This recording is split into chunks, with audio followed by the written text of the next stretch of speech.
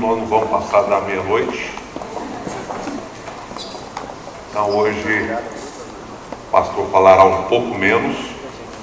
E nós queremos começar a quarta semana da nossa caminhada de final de ano, da nossa série de mensagens, mostrando algumas fotos. Nosso tema geral é colocando a vida em ordem pela prática do amor.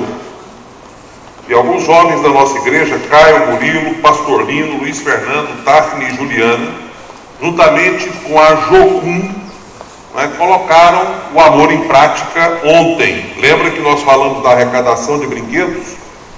E nós tivemos aí cerca de 15 crianças lá na Jocum, na chácara da Jocum, participando de um momento muito especial. Todas elas saíram com pelo menos 2 brinquedos. Depois eles foram visitar o bairro vizinho. Só numa casa tinha 9 crianças. Fizeram a festa. Alguns brinquedos ainda ficaram lá para que a Jocum pudesse depois fazer uma distribuição com quem não pôde ir ontem.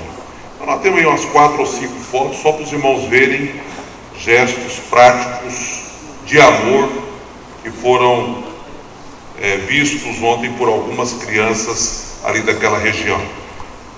Nossa igreja em parceria com a Jocum, tá bom? Vocês viram no ISEC Notícias que os grupos pequenos têm tido algumas iniciativas e desta forma a gente vai cumprindo o papel. Nós vamos fazer um encarte com tudo aquilo que a igreja tem feito ao longo do tempo para que os irmãos tenham uma noção do que tem sido feito na prática, na área social e também na área missionária, ok? E começando a quarta semana da jornada, o nosso tema hoje é amando adequadamente o próximo. É o tema da semana. Nós encerramos o tema amando adequadamente a família e estamos começando esta semana amando adequadamente o próximo. O sermão de hoje eu pensei e preparei para falar com os irmãos, de certa forma, princípios que vocês vão ler durante a semana. E assim, os grupos pequenos que funcionarão durante a semana, as devocionais, somado com aquilo que será dito hoje à noite, creio eu, fará com que algumas coisas fiquem bem fixadas, gravadas na mente de cada um. O texto principal de hoje é Lucas 10, 25 a 37. E eu quero convidar você a ler comigo este texto. Dá para ler daí, não dá? Vamos ler juntos, pausadamente, mas procurando compreender cada palavra, cada frase desta porção de Lucas. Vamos juntos? Certa ocasião, um perito da lei levantou-se para pôr Jesus à prova e lhe perguntou: Mestre, o que preciso fazer para herdar a vida eterna? O que está escrito na lei? Respondeu Jesus. Como você a lê? Ame o Senhor, o seu Deus, de todo o seu coração, e de toda a sua alma, e de todas as suas forças, e de todo o seu entendimento. E ame o seu próximo como a si mesmo. Disse Jesus: você respondeu corretamente. Faça isso e viverá. Mas ele, querendo justificar-se, perguntou a Jesus: e quem é meu próximo? Vamos lá para o próximo. Em resposta, disse Jesus: um homem descia de Jerusalém para Jericó, quando caiu nas mãos de assaltantes. Esses lhe tiraram as roupas, espancaram-no e se foram, deixando-o quase morto. Aconteceu estar descendo pela mesma estrada um sacerdote. Quando viu o homem, passou pelo outro lado. E assim também o levita. Quando chegou ao lugar e o viu, passou pelo outro lado. Mas um samaritano, estando de viagem, chegou onde se encontrava o homem e quando o viu, teve piedade dele, aproximou-se, enfaixou-lhe as feridas, derramando nelas vinho e óleo. Depois Depois colocou sobre o seu próprio animal, levou-o para uma hospedaria e cuidou dele. No dia seguinte, deu 2 denários ao hospedeiro e lhe disse: cuide dele. Quando eu voltar, lhe pagarei todas as despesas que você tiver. Qual destes 3 você acha que foi o próximo do homem que caiu nas mãos de assaltantes? Aquele que teve misericórdia dele, respondeu o perito na lei. Jesus lhe disse: vá, faça o mesmo. Na semana, porque a semana passada foi o Mário Júnior que pregou e o tema não foi o tema da semana, né? Ele trouxe uma palavra extra. Mas na outra semana anterior, portanto há 15 dias atrás, nós falamos sobre o amor adequado que devemos ter conosco mesmo. E naquela ocasião a gente respondeu a seguinte pergunta: quem sou eu? E você percebe que na palavra de hoje tem uma pergunta desse perito da lei que Jesus vai responder contando uma parábola. E a pergunta é: quem é o meu próximo? E eu quero trazer para você a resposta, já de cara, dizendo que é próximo aquele de quem nós nos aproximamos. Vou repetir 2 versículos do texto lido, 3 versículos. Aconteceu estar descendo pela mesma estrada um sacerdote. Quando viu o homem, passou pelo outro lado. E assim também um levita. Quando chegou ao lugar e o viu, passou pelo outro lado. Mas um samaritano, estando de viagem, chegou onde se encontrava o homem e quando viu, teve piedade dele. Jesus começa a contar esta parábola e já revela de cara para nós que nem sempre próximo é quem está perto. Porque muitas vezes nós temos essa ideia: meu próximo é minha esposa, meu próximo é meu cônjuge, meu próximo é meu parente, é meu amigo, é meu vizinho, é o membro da minha igreja. Ele também é próximo. E a Bíblia inclusive diz que nós devemos cuidar desses próximos que são próximos mesmo. Mas nesta parábola, próximo é aquele samaritano que atravessou a rua para ir do outro lado, aonde estava aquele moribundo. É interessante a gente refletir, porque do ponto de vista do texto, a impressão que a gente tem é que o sacerdote, o levita, era muito próximo daquele homem assaltado, concorda? Primeiro, ele estava fazendo uma trajetória muito comum para os religiosos daquela época. Ele ia de Jerusalém para Jericó. Jerusalém é a capital do culto. Jericó também era uma das cidades ali de Israel. Portanto, possivelmente, o homem assaltado talvez até tivesse um culto. Talvez até poderia ser reconhecido por aqueles religiosos. Era muito mais próximo do que o samaritano, que não era, na parábola de Jesus, uma pessoa benquista, bem querida, e nós sabemos bem os motivos. Mas sabe o que acontece nesta parábola chocante de Jesus?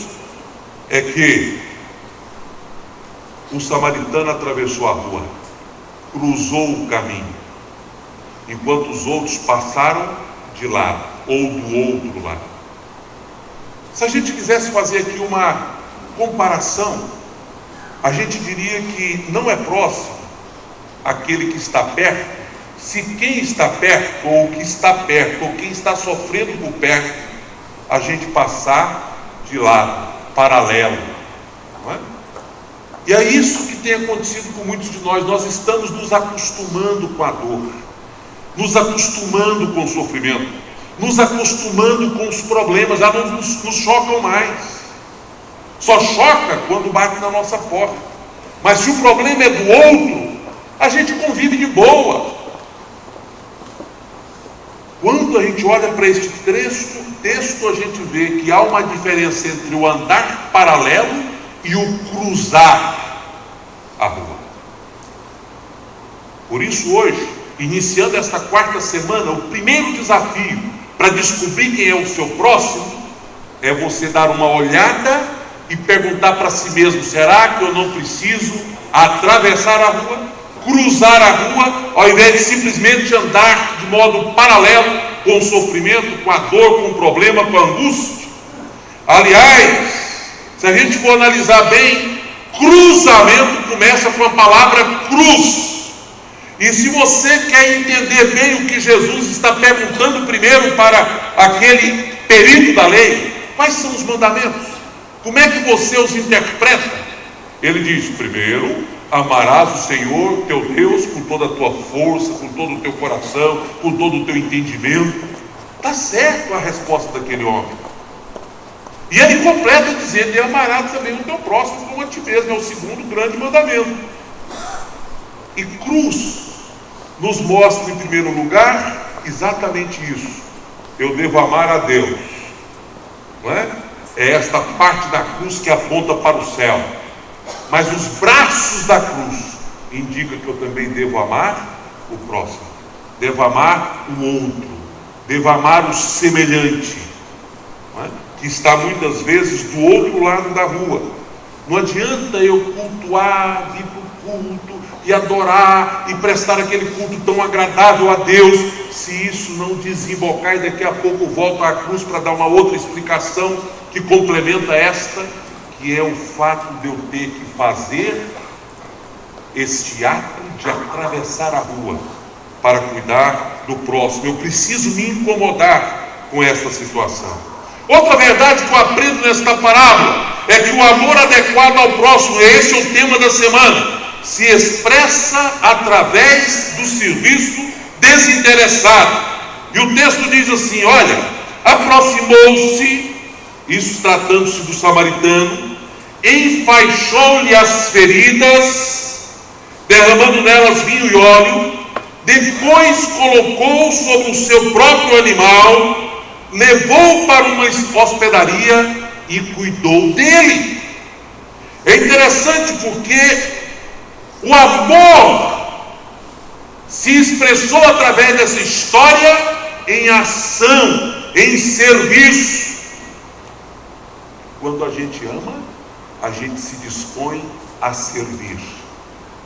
Quando a gente ama, a gente não tem espaço para o egoísmo. Quando a gente ama, a gente não fica com aquela sensação de apenas querer ser servido. Jesus amou. E ele amou e disse para os seus, e que ficou registrado nas Escrituras para o nosso conhecimento: o Filho do Homem não veio para ser servido, mas para servir e dar a vida em favor de muitos. A palavra de Deus diz em 1 Coríntios capítulo 3 que o amor nem sempre busca o seu próprio interesse, ou melhor, não fica sempre buscando o seu próprio interesse.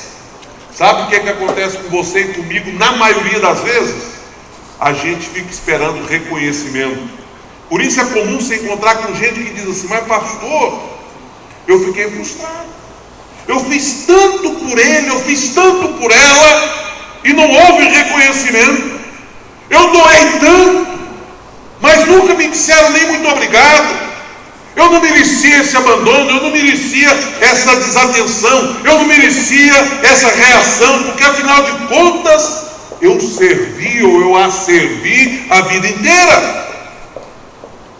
Será que isso é amor?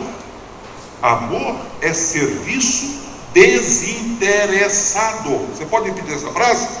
Amor é serviço desinteressado. Deixa eu falar uma coisa para você: se você ama esperando algo em troca, você não está amando coisíssima nenhuma, você está pondo o seu serviço arduo, você é a agiota do seu serviço, você está dando e fazendo alguma coisa esperando depois ter reconhecimento, ter gratidão, ter troca, ter retorno. E a Bíblia diz que nós não devemos dever nada a ninguém, exceto o amor. Por isso, o amor que a Bíblia propõe ao próximo não é comércio, não é negócio. Eu faço para que o fulano fique nas minhas mãos, ele tem uma dívida comigo. Não. Eu faço olhando para Cristo como meu modelo. E Cristo serviu, quer que sirvamos simplesmente pelo amor. O amor se entrega, o amor se doa, o amor se oferece, o amor se dá, o amor gera o desejo de servir de modo desinteressado. Mas ainda mais, nós aprendemos com esta parábola que o amor adequado ao próximo se dispõe a fazer mudanças na agenda. Diz o texto o seguinte, o texto da parábola, no dia seguinte, deu 2 denários ao hospedeiro e lhe disse: cuide dele, quando eu voltar lhe pagarei as despesas que você tiver.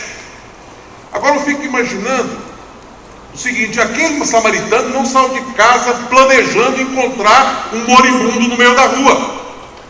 Bom, agora eu estou saindo para uma tarefa, para uma responsabilidade, com certeza no meio do caminho eu vou encontrar com um moribundo que vai precisar de mim, então eu vou reservar na minha agenda um espaço para eu parar e cuidar dessa pessoa, porque afinal de contas, então eu tenho que sair com um dia de antecedência, porque eu sei que eu vou atrasar no meio do caminho. Não houve nada disso. Ele tinha um compromisso, ele tinha coisas a fazer, mas as pessoas são mais importantes do que as coisas. As pessoas são mais importantes do que a agenda que nós temos. Por isso o contraste dessa história é: o levita e o sacerdote não puderam parar. Possivelmente tinha uma reunião muito especial, não é? Eu estou indo para o ensaio do louvor, não posso atender você, então morra. Ou então, sacerdote, estou indo para a reunião da equipe pastoral, terça-feira de manhã, que se dane, eu não posso atrasar. Aquele samaritano prova que o verdadeiro amor muda a agenda para atender quem precisa, altera a agenda para cuidar das pessoas, porque as pessoas são importantes. O que é mais importante para mim? Se eu sou filho de Deus, sem dúvida alguma, é eu representar as virtudes do meu Pai. O que Deus faria no meu lugar, o que Jesus faria no meu lugar. Se eu sou filho dele, eu preciso refletir as virtudes dele. E Jesus tinha espaço na agenda para atender as crianças. Não as embaraceis. Os discípulos, não, Jesus não tem tempo, vai para lá. E Jesus, opa, deixai vir as minhas criancinhas, não as impeçais, porque dos pais, mas Senhor, o senhor vai perder tempo com criança? Olha a tua agenda, o senhor tem mais o que fazer.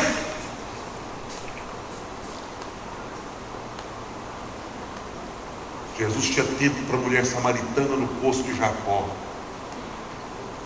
E aí os discípulos vêm: Senhor, meio-dia, olha que hora, olha o senhor aqui, pondo em risco a sua reputação, conversando com essa mulher, o senhor vai se dar mal. Olha a manchete do jornal amanhã: Jesus conversa com a prostituta na beira do poço, em praça pública. E aí Jesus não dá a menor atenção, porque aquela vida é mais importante do que qualquer outra coisa, e na agenda de Jesus sempre teve espaço para atender quem precisa. O amor adequado ao próximo se dispõe a fazer mudanças na agenda. Você tem tempo, sim. É interessante porque na agenda nossa a gente está sempre preocupado com o amanhã, com o depois. O que Jesus nos ensina? Que nós não devemos estar ansiosos pelo que vai acontecer amanhã. O Senhor cuida. Agora você não é dono do amanhã, não é dono. Nós estamos aqui conversando e eu não sei o que vai acontecer amanhã. Daqui para minha casa, o futuro pertence a Deus. A gente filosofa sobre isso, mas muitas vezes a gente não acredita. Não é que a Bíblia condena a fazer planos, não me entenda mal, a Bíblia manda fazer planos. A Bíblia manda você não dar passos sem que antes seja planejado, calculado, não é pecado. O que nós estamos dizendo é quando a agenda do amanhã torna-se uma angústia, uma tensão, uma preocupação tão grande que eu não tenho tempo hoje para atender as emergências, para atender as necessidades, para atender as demandas daqueles casos que estão bem próximo de mim. Eu não preciso temer o amanhã, porque o Senhor está cuidando do meu amanhã. Eu preciso cuidar do meu hoje, viver com minha intensidade o meu hoje, cumprir a minha missão hoje, me ocupar em primeiro lugar com as necessidades de hoje. Assim que funciona. É interessante porque quando fala dos dois amor, amar a Deus com toda a força, todo o entendimento, com tudo aquilo que nós somos, isso é o fundamento. O fundamento é esse. Eu disse no início da nossa série que todas as outras expressões de amor têm base no amor de Deus por nós e no nosso amor para com Deus. Essa é a base. Se eu não amar a Deus e não compreender o amor de Deus por mim, eu não estou preparado para receber o amor de ninguém e não estou preparado para amar ninguém.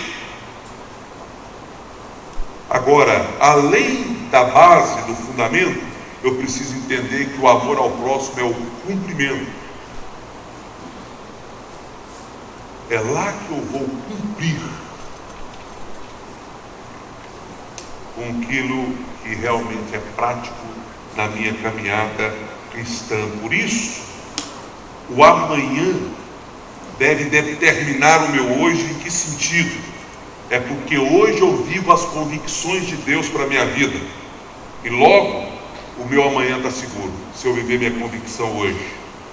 Se hoje, mesmo não tendo programado, eu separar tempo para atender quem precisa, abrir espaço na agenda para isso, eu sei que aqueles feridos que são feridos hoje são importantes também para Deus. E tem gente, eu vou dizer uma coisa aqui que você sabe tão bem quanto eu. Tem pessoas feridas que precisam muito mais de você do que de remédio. Precisa muito mais da sua palavra do que de uma terapia qualquer. Precisa muito mais do seu abraço, do seu afago, do seu alento, da sua presença, do que de qualquer outro tratamento. Você sabia disso ou não? Creio que sabia. Creio que você sabia. Os feridos reagem melhor à nossa presença. Lembra quando eu disse que muitas vezes a gente fala assim: fulano está lá solitário numa sala de hospital, ou num quarto de hospital, e você vai lá e passa 5 minutos com pressa e diz: fica com Deus. Se ele for um pouco mais ousado, ele vai dizer: meu querido, eu não queria ficar só com Deus, eu queria ficar com Deus e com você, porque o que está me matando é a solidão, e tem certa solidão que Deus não supre. Por isso Deus fez a mulher como companheira para o homem, porque mesmo conversando com o homem todos os dias, Deus percebeu que o homem estava só. Presença, estar junto, abrir espaço na agenda, isso é de fundamental importância hoje. Quarto, o amor adequado trata com educação e como próximo até aquele que é truculento e mal intencionado. Sabe por quê? Veja bem as duas perguntas que foram feitas pelo perito da lei. Mestre, o que eu preciso fazer para herdar a vida eterna? Depois lá no verso 29, e quem é meu próximo? Você acha que aquele homem estava querendo aprender? Você acha que aquele homem era um curioso que queria explorar o conhecimento do mestre e que tinha em Jesus um grande mestre que podia lhe dar lições preciosas? Era isso a motivação daquele homem? Aquele homem era um homem mal intencionado. A Bíblia é clara em dizer que ele estava pondo Jesus à prova. Muitos de nós aqui dariam um basta na conversa logo nessa hora, se tivéssemos o mesmo conhecimento que Jesus tinha das intenções reais do coração daquele homem. Sabe o que muitos de nós faria possivelmente? Cara, sai de mim, não tem tempo a perder com você não é? Eu sei muito bem porque você está fazendo essa pergunta, não vou te responder não. Você já sabe qual é a resposta. Você está querendo me testar. Não tenho tempo a perder com o jeito da sua laia não. Sabe como é que Jesus faz? Pacientemente conta para aquele perito da lei uma parábola e faz algumas aplicações. Sabe por quê? Porque para Jesus até aquele homem mal intencionado era próximo. E Jesus queria ensinar alguma coisa para aquele homem com toda a paciência do mundo. Nós não podemos perder a paciência com gente enjoada, com gente chata, com gente problemática. Quem sabe uma hora, um momento qualquer, um dia desses, Deus vai fazer uma obra na vida dessa pessoa. Não desista. Ele é seu próximo. Mesmo sendo truculento, mesmo sendo mal intencionado. E talvez a sua paciência, talvez o fato de você não se esgotar, vai ser um instrumento de Deus para fazer a transformação na vida dessa pessoa. Muitas vezes nós lidamos com gente assim, até dentro da igreja. Gente turbulenta, gente problemática. Você não pode dizer, vai embora, a porta de saída é lá e não apareça mais aqui. Não. Todos são bem-vindos, fique aqui. Participe. Fale, né? Dê trabalho. Mas uma hora o Espírito Santo poderá fazer uma obra. Você é meu próximo. E eu não vou abrir mão do meu próximo. Eu vou amar o meu próximo, independente do que esse meu próximo seja e de como ele se comporte. Ele é meu próximo. E eu quero cuidar e amar o meu próximo. Quinto e último. O amor adequado ao próximo se expressa de 3 maneiras. Quais são elas? A primeira, através do perdão. Tudo isso você verá durante a semana. Aproveite cada devocional. Olha o texto bíblico de 1 Pedro 4,8. Acima de tudo, porém, tende amor intenso uns para com os outros, porque o amor cobre multidão de pecados. É interessante. Tem gente que consegue armazenar mágoa, tem gente que não consegue perdoar o ofensor, tem gente que não consegue liberar perdão e nem pedir perdão. Mas você pode expressar amor adequado ao próximo, deixando o próximo nascer de novo no seu coração. Não é fácil. Você acha fácil perdoar pessoas que nem reconhecem que erraram? Você acha fácil perdoar pessoas que nem sequer te pediu perdão? Mas o caminho cristão é o caminho do extraordinário, não é o caminho mais fácil. Às vezes é o mais difícil, mas é o caminho do extraordinário. Esse é o caminho que o Senhor tem nos ensinado a percorrer. Portanto, ande e perdoe. E por amor, perdoe, libere perdão, porque o perdão é a marca de quem tem Deus como Senhor da vida. A mágoa é a marca do homem sem Deus. Vive magoado, vive ofendido, vive chateado, e armazena, não consegue liberar perdão, não consegue de forma alguma deixar a pessoa nascer de novo no coração. Mas aquele que tem Deus, tenha como marca essa característica, ele é perdoador. Quantas pessoas têm vivido anos a fio perdendo a bênção? Sabe por quê? Porque a porta das bênçãos estão fechada, a porta está fechada em virtude da falta de liberação de perdão. Você quer que a porta se abra? Então abra o coração para o perdão e você vai perceber que de fato Deus tem algo maravilhoso para te oferecer. E você vai perceber também que é muito bom você viver bem com outra pessoa, perdoando, sendo perdoado, relacionando-se bem. Eu voltei a conviver intensamente com criança depois que sou avô. E é interessante porque eu tenho visto as minhas filhas tentando acertar na educação dos seus filhos, que são os meus netos, né? Então mexe e vira, tem um deles chegando perto de alguém, inclusive de mim, para pedir desculpa. Tem uns que fazem isso com um pouquinho mais de facilidade, tem outros que fica beirando e não fala. Carinha sem graça, chega para lá, chega para cá e a mãe de longe observando. E aí? Vai falar não? Aí fala meio pra dentro, desculpa, vovô.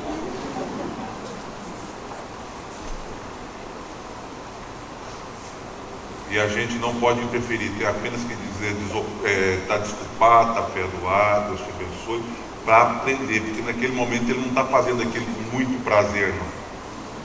Está fazendo meio que forçado. Mas os pais estão tentando ensinar um princípio, né? Para que um dia ele aprenda a liberar espontaneamente perdão e aprenda também a pedir espontaneamente perdão quando reconhecer que a sua atitude causou dano na vida de alguém. Deus não quer que a gente faça só por obrigação, mas preste atenção, se no começo é assim que você tem que fazer para você treinar, para você aprender, obedeça, mesmo que você não entenda. Obedeça. Sabe qual é o grande drama? É que muita gente fala assim, pastor, eu não vou perdoar não sou hipócrita, eu não liberei, eu não estou feliz, eu não sei o quê. Perdão é mandamento. Então você assuma a responsabilidade de que você está desobedecendo o mandamento de Deus. Tudo bem.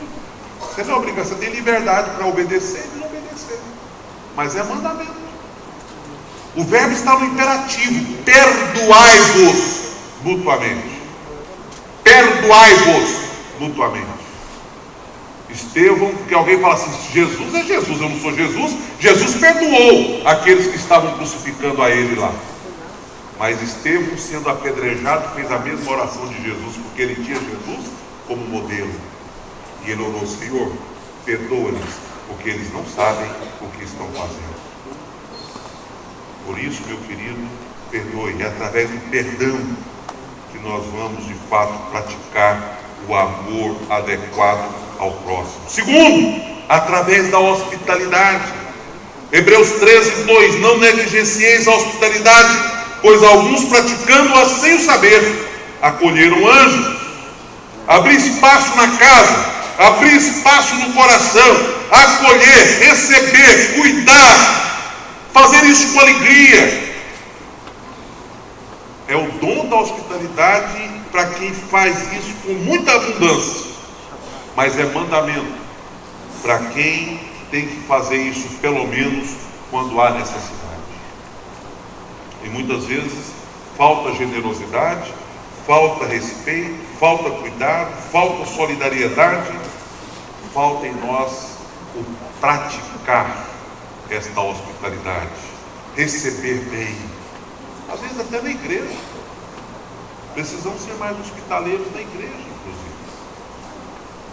Isso é demonstração de amor, acolher, abraçar, receber, dar boas-vindas, etc. E por último, expressa-se o amor adequado ao próximo, desenvolvendo relacionamentos saudáveis.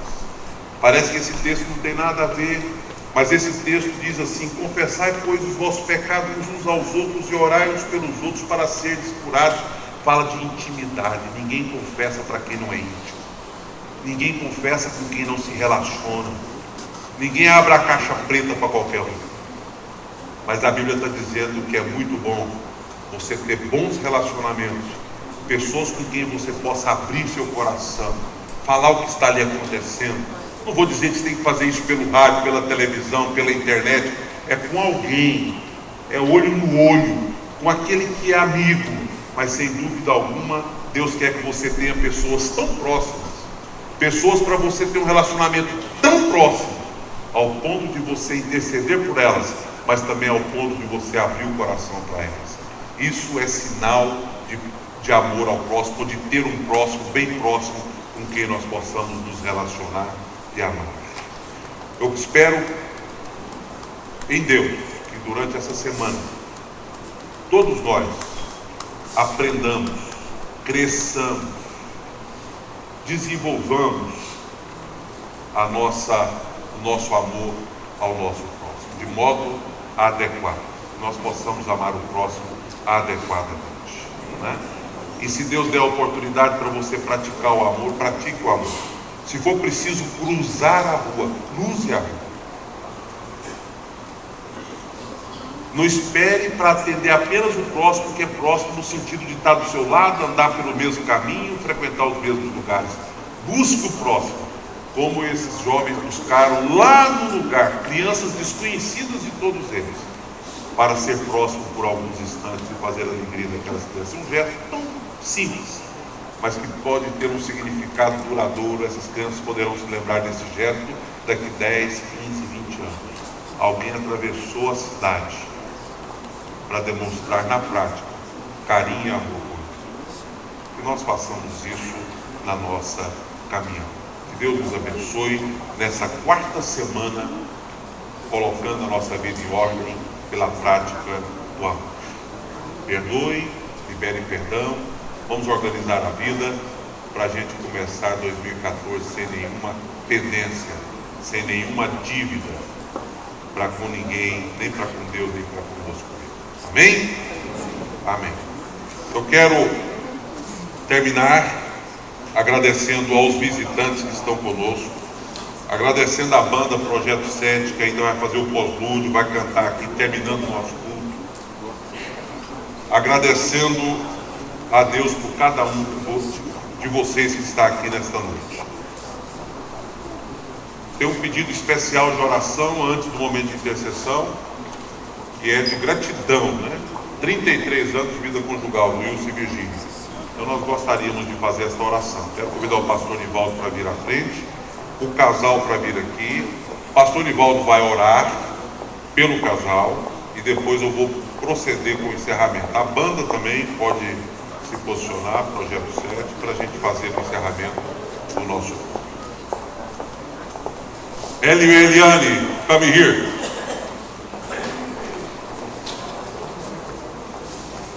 O Hélio e a Eliane já tem quantos? 15?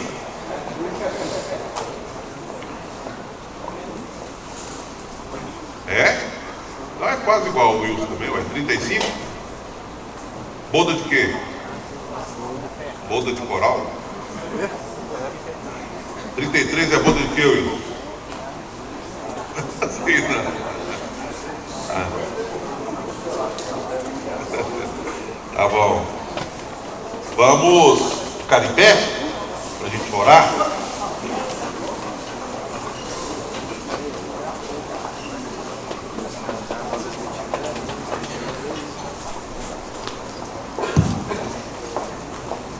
Nós queremos te agradecer, Senhor, por esse momento, dentro da programação desse culto, aonde os teus filhos vêm à frente nesse altar para te dizer muito obrigado por coisas que o Senhor tem feito na vida deles. Amém. Especialmente o Pai, porque tanto Wilson como o Hélio, suas esposas, podem, Senhor, hoje comemorar nessa data tão importante. 33 anos de vida conjugal, 35 anos de vida conjugal. Eu digo, Pai Santo, que é um momento muito salutar, porque nos dias em que nós estamos vivendo, isso é quase impossível. Se nós olharmos e pensarmos, ó Pai Santo, pelo lado de que a sociedade, de que os homens pensam, é uma vitória muito grande. Mas também, Senhor, quando nós olhamos que o Senhor é o Deus que instituiu o casamento, o Senhor é o Deus que inventou família, e o Senhor é o Deus que protege família, nós podemos nos alegrar, ó Deus, dizer obrigado ao Senhor por essa bênção que o Senhor concedeu a esses dois casais.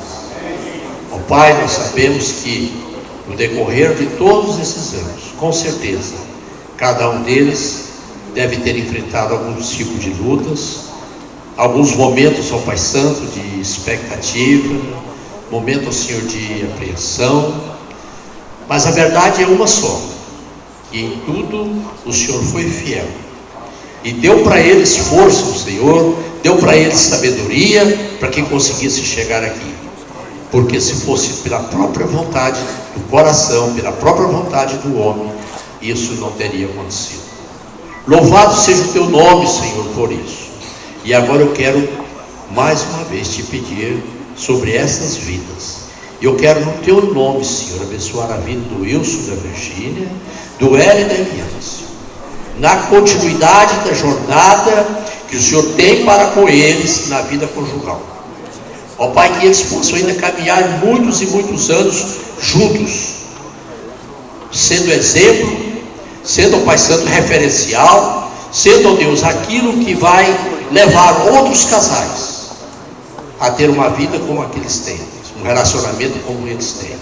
E acima de tudo, vão reconhecer que a vitória deles existe porque eles buscaram o Senhor.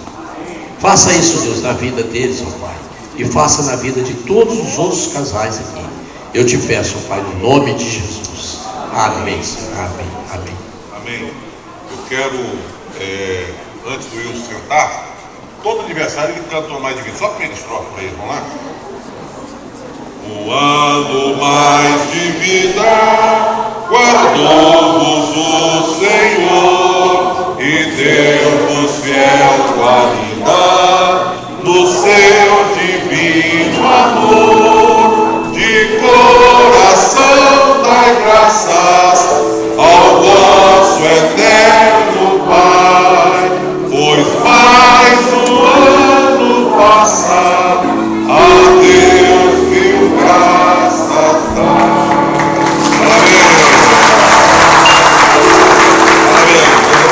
Parabéns. Deus abençoe. Deus abençoe. Boda de quê, amigo? Cris, não sei nem o que é isso. Não é de crise não, né? Tá bom. Deixa eu falar uma coisa aqui para os irmãos. Quantos desejam hoje receber uma oração específica, pessoal, dirigida a Deus por você especificamente? Levanta a mão, deixa eu ver. Então os irmãos, por favor, intercessores, se posicionam aqui. Enquanto a banda canta, eu vou impetrar a bênção, a banda canta, eles posicionam. Vocês, por favor, já podem vir para receber a oração, tá? Que a graça do nosso Senhor e Salvador Jesus, o amor de Deus nosso Pai, a comunhão e as consolações do Espírito esteja com cada um aqui, com o povo de Deus na terra, hoje e para sempre. Amém. Obrigado, banda. Deus abençoe ricamente.